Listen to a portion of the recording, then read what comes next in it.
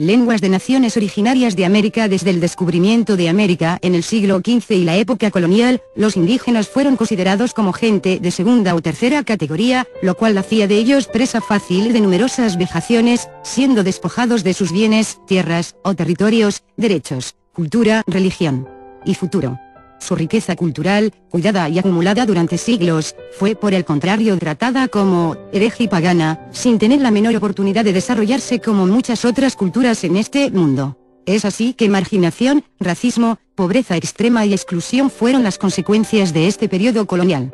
En Ecuador, se logró la aprobación de una nueva constitución en la que se garantizan algunos derechos de los indígenas, como el uso de sus idiomas, el quichua y el shuar. En Bolivia igualmente se logró instaurar los derechos colectivos de las comunidades indígenas, creándose universidades para la enseñanza de los idiomas originarios, aymara, quechua y guaraní, y donde se estudian también profesiones necesarias para dichas regiones, lo cual garantiza trabajo a los graduados y evita escasez de especialistas, sin que los indígenas se vean obligados, como hasta ahora, de ir a buscar trabajo a las ciudades. En Paraguay es totalmente normal que la población sea bilingüe, ya que habla castellano y guaraní se enseña por igual en las escuelas. En México, como en algunas regiones estadounidenses, las diferentes naciones crean y desarrollan escuelas que enseñan a los alumnos en su idioma materno, siendo el castellano o inglés respectivo como segundo idioma, y en base a sus tradiciones. Ejemplo, en una escuela ojibwa, en medio de bosque, sentados los alumnos en círculo, que es muy importante mencionar, invitan a un mayor, que sabe construir una canoa tal como lo hacían sus antepasados. Los alumnos, ayudándole a fabricar una, no solo aprenden a hacer la canoa, sino que, de paso, también la física, matemática, biología y mil cosas más, igual que otros alumnos en otras escuelas con sus libros y pizarra. Ya mayores, ellos serán capaces de estudiar en escuelas de las ciudades igualmente bien como estudiantes comunes pero sin haber perdido sus raíces. Son pasos significativos en el desarrollo y mejora de la situación de los pueblos indígenas que así, poco a poco, por fin logran recuperar lo suyo. Digo, recuperar, porque es muy importante mantener siempre juntos el idioma materno con las tradiciones, sin violarlos con tiempos modernos, sin perder su cosmovisión, valores etc. En otras partes, sin embargo, no es así. Luego de independizarse Perú de España, las constituciones de la República, entre 1823 y 1993 hubo 17, siempre contenían un artículo que de una u otra manera limitaba las posibilidades de los indígenas, los cuales no eran considerados ciudadanos con derechos. Esta exclusión sistemática tuvo lugar debido a las exigencias de la noción de ciudadano, que la Constitución de 1823 llevaba consigo. Para ser ciudadano, se exigía por ejemplo saber leer y escribir el castellano, idioma que se impuso sin pensar en los idiomas originarios. Lo mismo sucedió con los empleos municipales, ya que para acceder se debía saber leer y escribir, en suma ser ciudadano. Los cesantes y sirvientes domésticos, mayormente el único trabajo que un indio encontró, significaban la pérdida de la condición de ciudadano. En 1823 se oficializó tácitamente el castellano como idioma nacional aunque lo hablaba apenas 10% de la población peruana. Continuos obstáculos han impedido que los indígenas puedan expresarse en su propia lengua, sin poder decidir sobre su futuro, dificultando así su participación en los destinos de su país.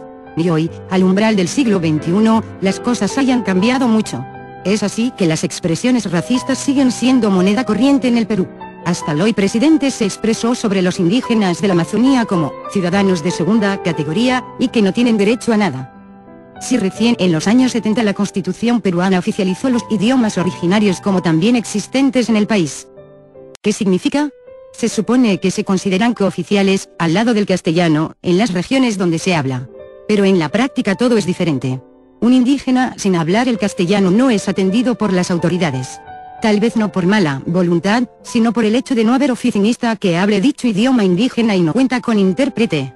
De hecho lo oficial, cooficial, resultan ser palabras vacías en el papel. Mientras tanto, el racismo, marginación, desprecio a los indígenas por el solo hecho de hablar su idioma llega a nivel extremo. Los quechua hablantes, hoy en la edad de padres con hijos adultos, cuentan que al haber alcanzado la edad escolar, sin hablar el castellano se les había prohibido hablar su idioma materno, incluso en pausas entre amigos, e incluso fueron castigados al ser encontrados por el maestro fuera de la escuela hablando quechua entre otros niños. Si bien recién surgen aquí y allá escuelas bilingües, los niños ya no son castigados por oírseles hablar en su idioma materno, si bien no faltan manifestaciones de desprecio por parte de los demás niños sin que el maestro rectifique tal conducta, hay quienes incluso en estos días sufren tanta discriminación en su empleo que se ven forzados de cambiar su apellido indígena por un español para tener chance de subir en su carrera según sus capacidades y sin más obstáculos.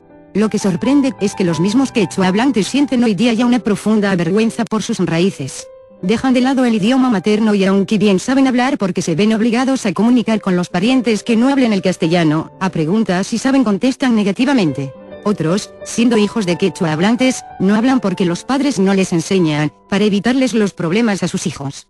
Culpemos el sistema que crea y alimenta semejante ambiente de enemistad, que modifica los caracteres de la gente, dividiéndola por abismo profundo y del todo artificial, bajo conceptos extranjeros y sin fundamento en la realidad social peruana. Si las cosas no cambian, la humanidad en este mundo perderá lo más valioso que había heredado.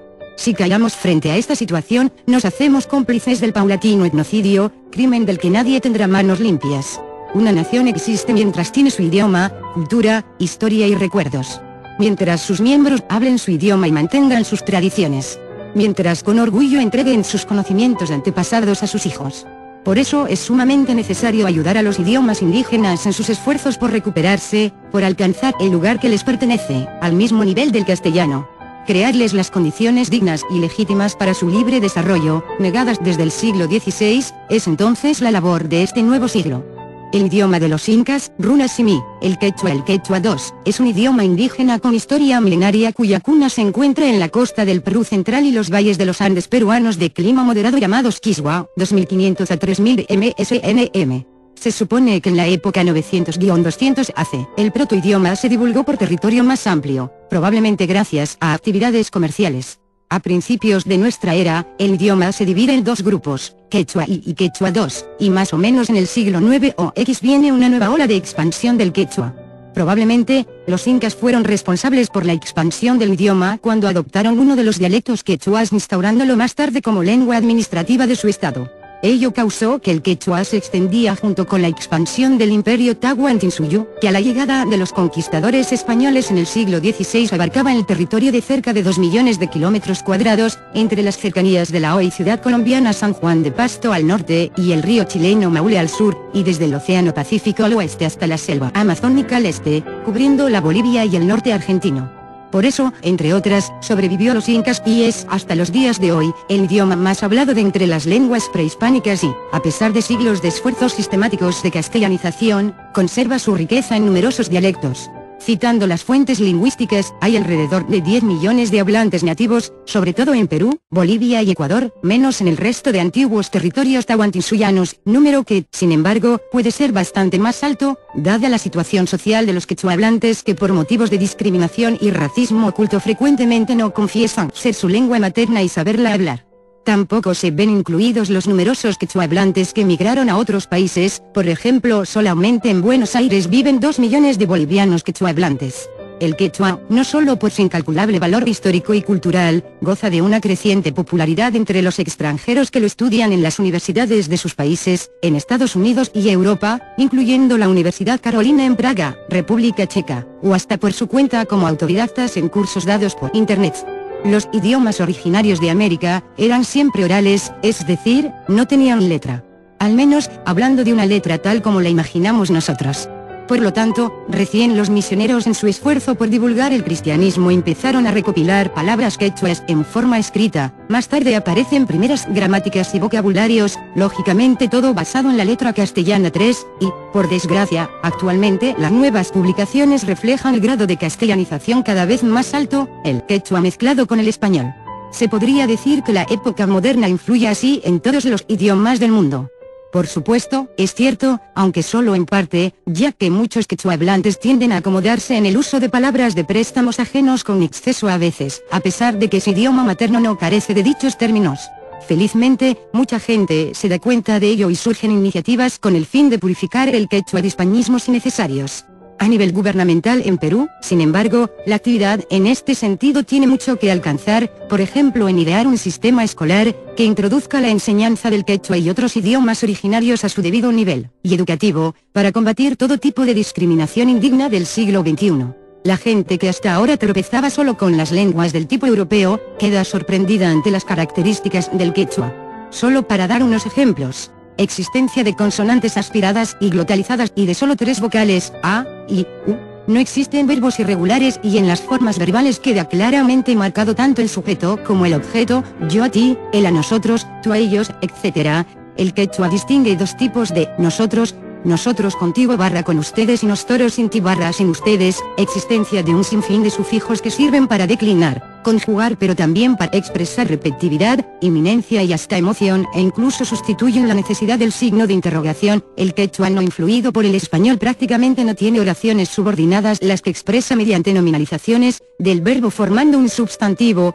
El ancho espectro de expresiones exactas, tura, hermano de mujer / guauqui hermano de hombre, etc. Sorprenderá igualmente la cantidad de palabras quechuas con las que, al contrario, se enriquecieron otros idiomas, por supuesto el castellano pero otro también e incluso el checo, papa, pampa, lama, etc. Para más detalles, 1. Políticas reformistas puedan impulsar esfuerzos de revitalización de los idiomas indígenas amenazados, pero en la mayoría de los casos empíricos tratando de adaptar sus estructuras semánticas y lexicales a los modos de vida, a la cosmovisión, a los valores etc., de la sociedad moderna y globalizada de los Estados-naciones. Lamentablemente, sin darse cuenta, eso le cuesta al idioma una desconexión con el mundo inherente que representa.